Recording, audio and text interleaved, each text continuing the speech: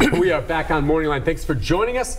We're talking this morning, as you see on the screen, does Nashville need a mass transit overhaul? I think most people would agree, yeah, but is the plan that's on the table right now, Jeff Eller will tell you, no, don't like that idea. Had someone message me here, and it's a fair question about, Nick, do you like taking rail systems so much? You live in Mount Juliet. Why don't you take the Music City Star? And it's a good question, and I came very close at one point, especially when the gas prices were going really high several years ago, of looking into it. The simple reason I don't, and I would gladly do it if it could accommodate my schedule. You're used to be in the TV news business. I'm in the TV. The schedule that it runs is not conducive to me. A lot of times I'm here on break and I'm late, last train's run, or the morning train. Right. That's the only reason, and you make a good point too. I'd have to find a way to get here from Riverfront Park to the station if I took it, because that's where it would drop me off. But I wanted to get one of those little electric scooters, carry it with me on the train.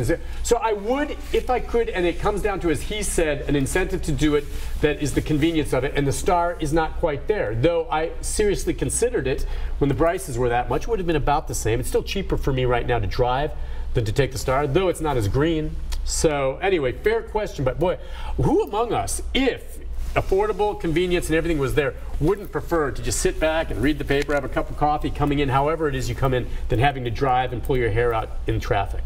If only we could come up with something like that. You hit on something that we talked about earlier with another one of your callers. You have to accommodate how people live. Yeah. One of the things that we think was not taken into account by the city, as I said, they listened but they didn't hear, was how do you accommodate the ever-changing landscape of how you do what you do? Right. And how do you put that into a package that makes it easy and incentivizes you to take that instead of driving? Right. Everybody's goal, we completely agree with the goal. Every car that comes off the highway helps us.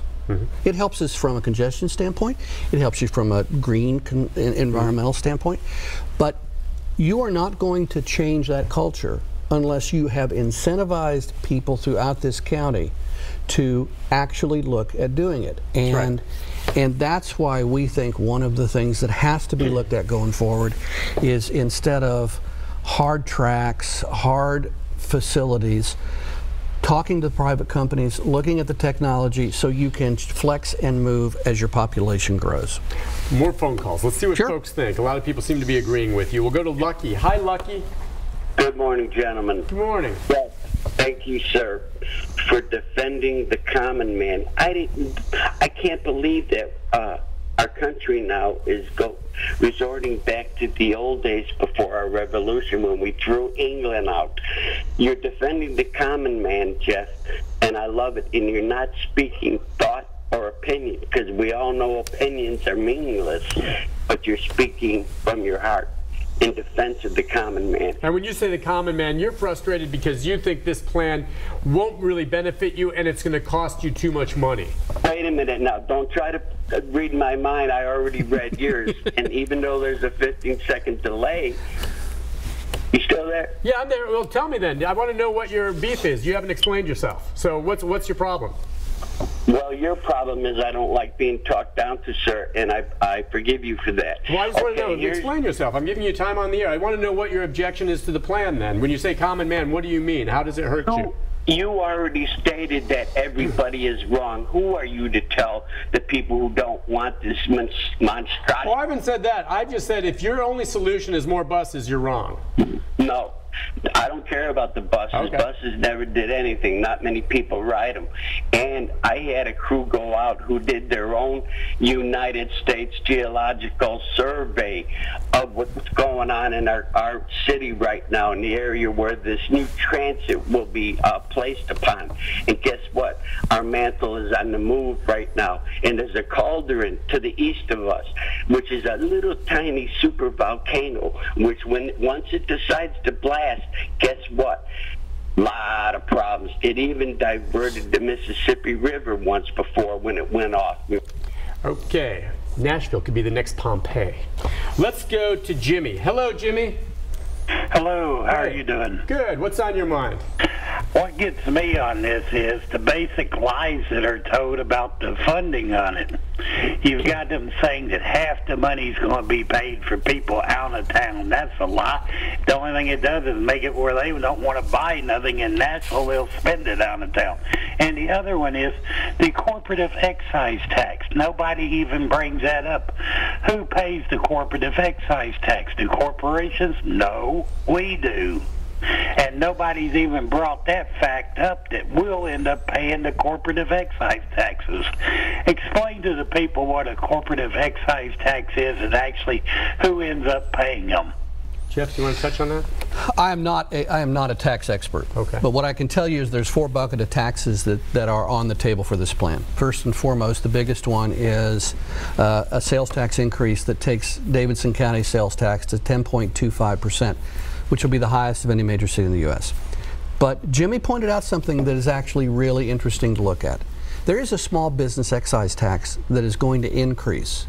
That every time you go and get your permits for running a small business, those go up.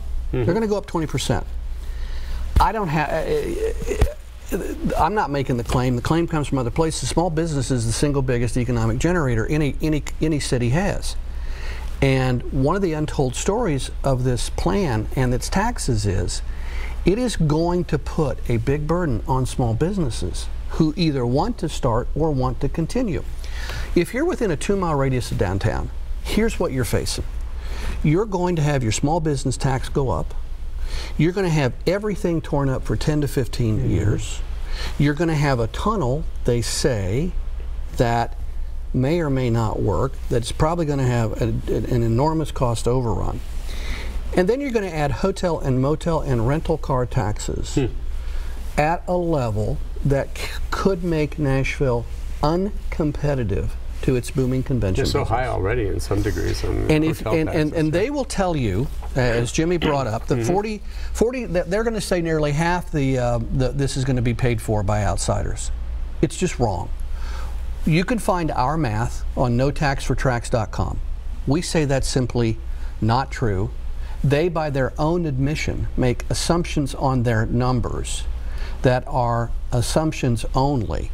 We think the number, instead of half, is probably a little less than 35% of the funding for this is going to come from either people who come into town or the surrounding counties.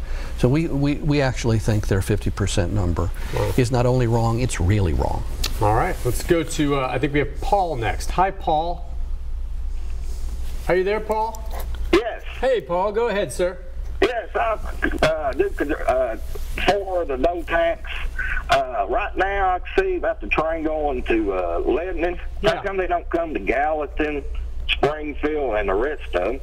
I mean, it could be set up like that. Oh, you mean using some of the existing tracks that are out there, you mean? That's correct. Okay. And also, people don't think of what's the biggest traffic problem is people don't want to live in Nashville because of the public schools. Make the schools equal. That's all I got to Improve say. the schools. All right. Thank you for your call. I do know that using existing tracks, I think CSX has claim to a lot of those, and that's sometimes problematic. Do you see that as being a component in possibly expanding using existing tracks, kind of like the Music City Star? This is one of those things that where you need leadership. Okay, I don't know. You need the kind of leadership who brings CSX, which is a private business, to the table and says, how can we work something out here that makes? They did it with the Star. Yeah, well, that's true. That was existing track. There are existing tracks. They could be utilized depending on the scope and what it would look like. But unless you go and drive a process, as we talked about earlier, where you basically stick everybody in the room and you don't let them come out until there's at least something on the table that people think might work, you're not going to be able to talk about that. Existing tracks are not easy. It has been done. It can be done. Okay. Let's go to Debbie. Hi, Debbie. Hello again, Nick. I have two or three things, just real quick. Okay. First of all, I told you yesterday, I think the Music City Star is a gem, but I still am going to point out this light rail is a glorified bus, essentially, on a rail, on a on a thing, right? Yeah, it's kind of a dedicated track. Yeah, right. Okay.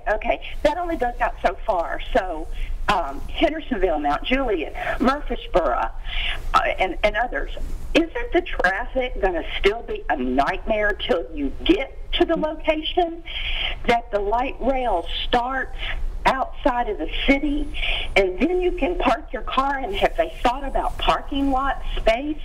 Yeah, I mean, that's a good question. Well, you kind of touched on as much. And part of the equation here is what they're saying is they hope that these other municipalities will attach to this once Metro gets doing. But of course, there's no guarantee of that. Hope is not a strategy. Well, I know, yeah. Hope really doesn't bring much onto the table. But Debbie, you've made some really good points here that we think need to be in that room when the next generation of this is discussed. And it's not just looking at buses and rails. It's looking at the overall picture of all the counties who surround Davidson, who bring so much contribution into the city, both from an economic standpoint, but also from a congestion standpoint. What if, as Debbie said, there was some kind of dedicated route from Murfreesboro to Nashville? Mm-hmm. Doesn't have to be a train. No, it doesn't. It could be a variety of things, and we think that's something that absolutely needs to be looked at. You're talking about the potential maybe for just having a dedicated lane, but not an HOV lane, but a lane that no one else can really get into unless you're properly set for that, where it is not susceptible to the traffic flow. There could be a bad wreck over here, but here's a brick wall between it where you're kind of going. I mean, I'd be okay with that. I just want something dedicated where I'm not subject to the traffic. That's the kind of thing that we think. You're right. It's not an HOV lane. Okay, one idea is not an HOV lane. I gotcha. Yeah. It is, first of all, again, not $1. Not $1 of this $9 billion plan goes to anything on existing roads. It doesn't help anything on 24, 65, 440. But as Debbie said, the possibility of taking a lane just for something, whether it be a bus, whether it be rideshare, whether it be some kind of public-private partnership, is something that needs to be on the table starting on May 2nd. And was that not at least somehow on the table a bit during all these discussions? And maybe they wanted. I can't imagine that wasn't part of. It didn't come up in any of the focus groups. It had to be in there, but whoever decided ultimately on this plan didn't want to go that way. Got to ask the city on that one. Okay, I mean, I just can't imagine, because that's rational and it's worth bringing up. And I wonder if it was on the table, but that was just not the direction they chose to go. Because certainly, if it wasn't, it should be. And we haven't even touched on Cool Springs, Franklin, up 65. Oh, yeah. With 65 going south or coming in the morning, oh my gosh, it's a nightmare. There's been what has been done. There's not $1 of this plan that goes to helping anything on I-65. Take a break on that note. More phone calls in our final segment for our guest Jeff Eller with No Tax for Tracks. We'll be back right after this.